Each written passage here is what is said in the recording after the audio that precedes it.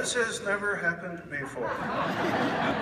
This is the first time that a spouse has had the wonderful opportunity I have today to present my wife for induction into the Astronaut Hall of Fame.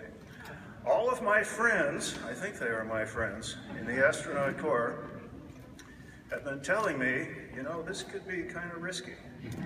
Don't mess this up. As a fighter pilot, it could be very risky to land aboard an aircraft carrier at night. What I'm doing right now could be just as risky. But this is really a thrill for me. And I want to say that we astronauts owe a real debt of gratitude to Dr. Rhea Seddon, because she eagerly embraced life sciences and everything involving life sciences. Now, you mentioned life sciences to the astronauts, and what does that mean to us? That means needles. That means blood drugs. That means all kinds of horrible animal torture directed against us, humans. Rhea eagerly embraced it. And that's why she was part of the first Space and Life Sciences mission, SLS-2, and then payload commander on SLS-1.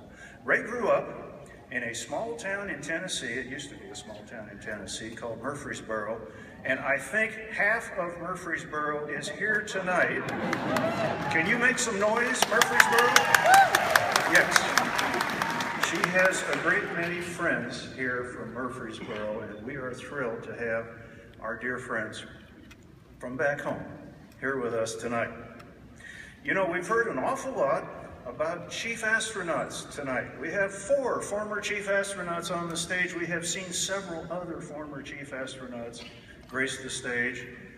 And I want to say something about that. It was a really exalted position. I was extremely honored to hold that position. And our chief astronauts have been real leaders. But you know what? Not one of us was a pioneer or a trailblazer like Dr. Rhea Seddon was, as one of the first 6 women astronauts.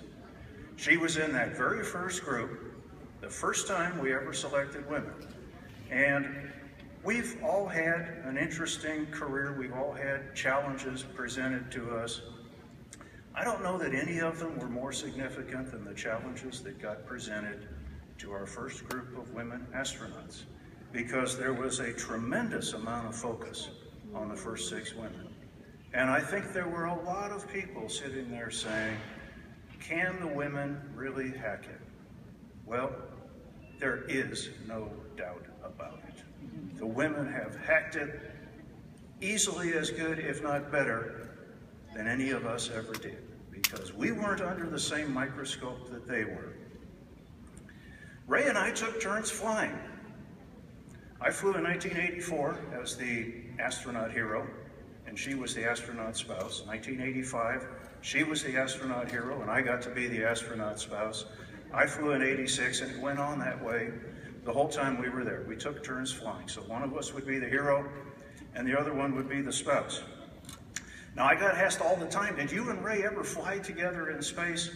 And the joke that I like to tell is, well, no, you know, that really wouldn't have worked. It just wouldn't have worked out. Most of the time when I flew, I was the mission commander. And so how's it going to work? I turn to Rhea and I say, Rhea, it's time to open the sun shields. And she's going to say, you want the sun shields open, you go open them yourself. Don't try and pull this mission commander stuff on me. So it just wouldn't have worked.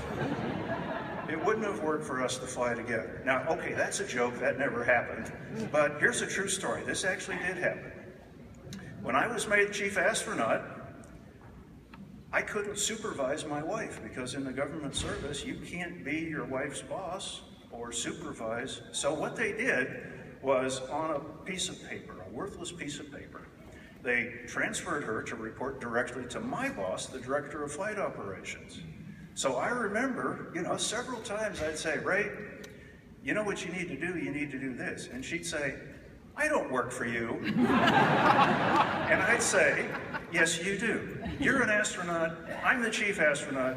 You work for me. And she'd say, no, I don't. I report to the director of flight operations. So why should it be any different in the office than it was at home? As a spouse, I had to get over some things that took a little while to get used to. When Ray and I first married, she kept her maiden name. That's why she's still Rhea Seddon. And the boys, my buddies in the Astronaut Corps, put a name tag on my locker in the astronaut gym that said, Hoot Seddon.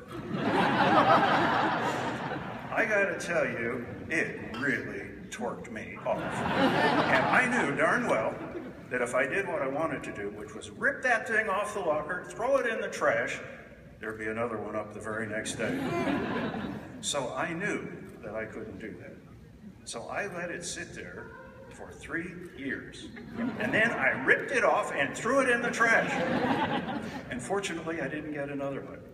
But there were things that I had to get used to. Speaking of, when I first married Ray, I want to thank all of you for being here today to celebrate our 34th wedding anniversary, which is today.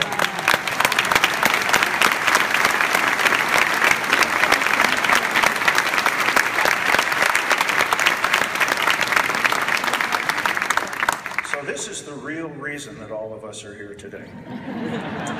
I also had one more opportunity to learn to smile and be a good spouse. Along with John Blaha's crew, STS 58, we attended the Fiesta Bowl. I think it was 1993. And her crew was the featured crew, and I was there. At the time, I was the chief astronaut, but I was an astronaut spouse attending the Fiesta Bowl.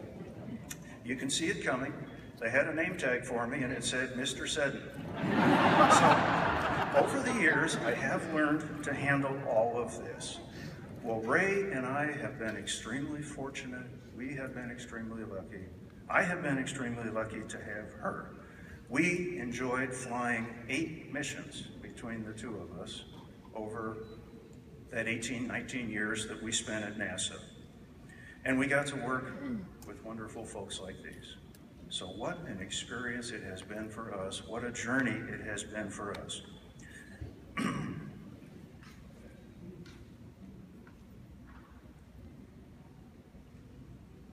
Maybe I can't say that. Ray, life with you has been beyond my wildest dreams. On behalf of the Astronaut Scholarship Foundation, welcome to the Astronaut Hall of Fame.